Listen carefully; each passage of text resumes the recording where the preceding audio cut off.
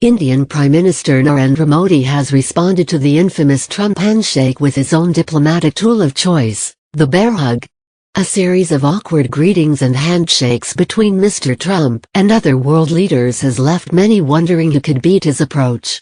French President Emmanuel Macron was deemed a winner when he gripped and refused to let go of Mr. Trump's hand. But for many observers, Mr. Modi, an experienced hugger, has outdone that.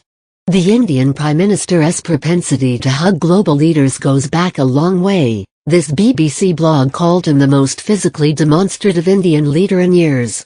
It is also a true diplomatic masterstroke. Mr. Macron may have beaten the Trump handshake last month, but it was a tense encounter with both men's knuckles turning white. But who could possibly object to a hug?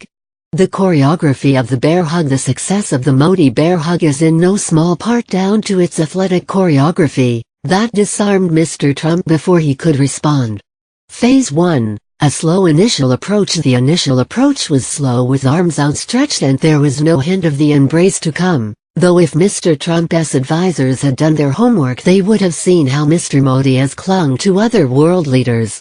Phase 2. Drawing the Donald close, he slowly reels President Trump in with first one hand then the other, and there is little of the trademark Trump awkwardness in his slow but sure progress towards the Indian leader.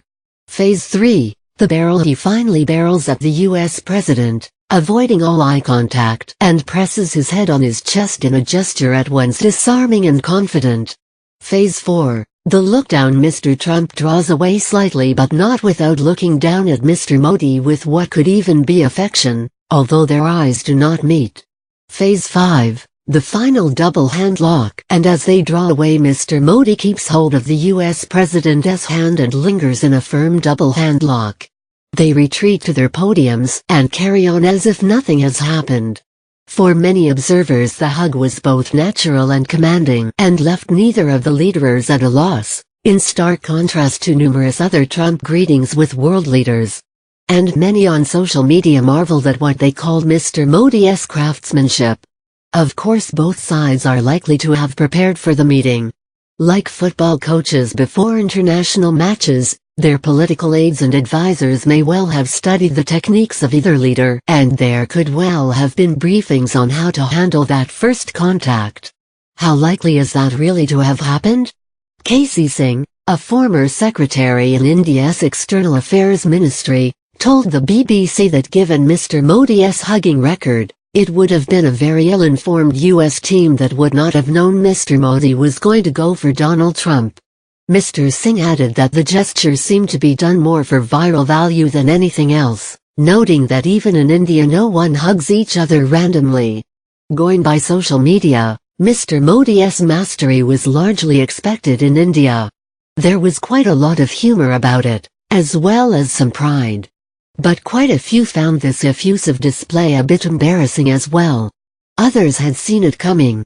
The hug did not go unappreciated in the US either. It looks as though world leaders have become more tactical about responding to the Trump handshake after both Japanese Prime Minister Shinzo Abe and British Prime Minister Theresa May were seen as faring poorly against it.